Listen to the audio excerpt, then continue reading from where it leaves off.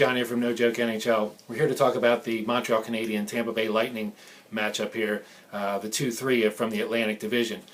Tampa Bay finishing 1 point ahead of Montreal based on the fact that they had one less regulation loss during the season, and they end up taking the second seed with 101 points, with Montreal coming in third with 100 points. Both these teams come in relatively red hot, 7-3 in their last 10 for both squads. Tampa Bay comes in especially great on using 4-max numbers on offense and defense, coming in 2.6 on offense, 1.6 on defense for the last 5 games. Montreal coming into this 2.2 on offense and 2.4 on defense. And again, that's 4-max averages. If you've been following all year long, that's where we cap team scoring at 4 goals. Follow that at the Stat Intelligence blog. As a matter of fact, I'm probably going to put up a report on the blog for all the teams and some 4-max information probably that could be helpful for people doing their own handicapping. As far as what I did for the playoffs is I kind of used the 4-max, like it's the first year I've been using it. So what I did is I usually break and go back in sessions of the season, and I see how teams come in. So I'll go back and look at, in this case, I looked at the last 20 games after the mostly after the Olympic break, and 20 games gives us about 40 days or a month and a half. So I went back and did some full season numbers as well, and I pulled those up for every team. So for the season, basically Tampa Bay has scored the maximum on offense 28 times out of their 82 games. On defense, they've given up the maximum 4 or more 23 times. For Montreal, that stat for the full season, 26 times they went to the offensive max, and 24 times they gave up the defensive max. And then what I did is I looked at the last 20 games, basically, to see where most of those high scoring or bad defensive performances are. So for Tampa Bay, they had 6 of their maximum offensive performances in the last 20 games, and 8 they've given up the defensive side 8 times. They went for a little stretch there with Ben Bishop out, where they were giving up a good amount of goals there. Montreal comes in pretty identical there. They come in with 8 offensive maximums and 6 defensive maximums. So like I said, both these teams come in with pretty much the same numbers. I did the same thing. I did the 4-max averages for the last 20 games, the last 15, the last 10, and of course I gave you the 5 on the front.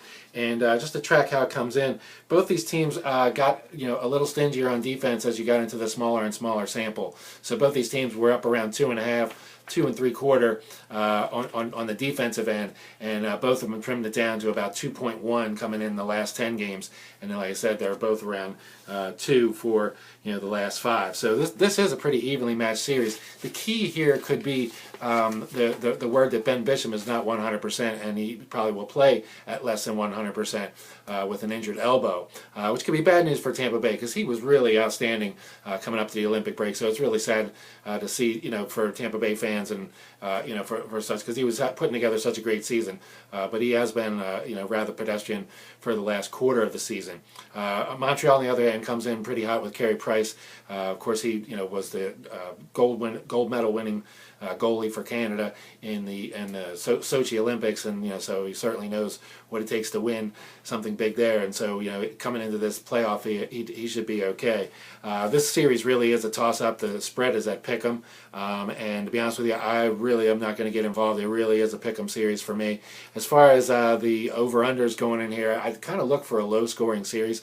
Both Tampa Bay really unbelievable in their last 5 games, 1.6 average, only giving up 8 goals in that 5-game span. And so, both these teams have been pretty stingy, so I would probably lean to the under. The crazy thing with that is that, if you go under 4.5, these teams really have a solid chance of going 2-2 pretty regularly. So, if anything, like I said, I kind of see this as a low-scoring series, but I don't see it as a series where you're going to be winning money betting the under, especially if you're betting a flat 5. I bet you this series comes in at 5, at least a couple times. So what I would probably try to do is lean and get a select over, like, for some reason, if you can just, if it gets crazy ridiculous the other way. Oftentimes, like I said, people say, oh, it's an under, and then they just start pounding it, and the juice just goes higher and higher, and the value goes up and up on the over, and eventually it becomes, where you realistically have to take the over at that price. Now, you have to, like I said, selectivity is the name of the game, and you just don't blindly do anything. But the one thing that I don't like to do is just get into a long donkey line, as they call it, playing the same thing where everybody's just pounding, it's going to be an under, it's going to be an under, because the books love that kind of stuff, and I've talked about it ad nauseum.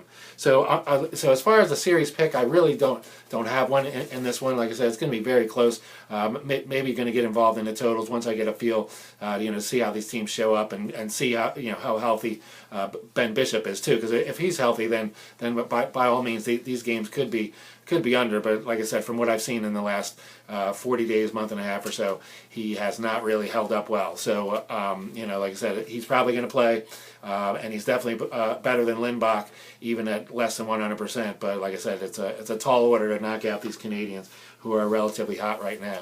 So with that brings us to the end of this matchup. Like I said, definitely check out the other matchups. I'm going to have one for each matchup going in, and I'll be trying to do these as much as possible as my schedule permits. I'm going to be doing some stuff at Stat Intelligence, where I've done the Formax reports all season long. That's statintelligence.blogspot.com.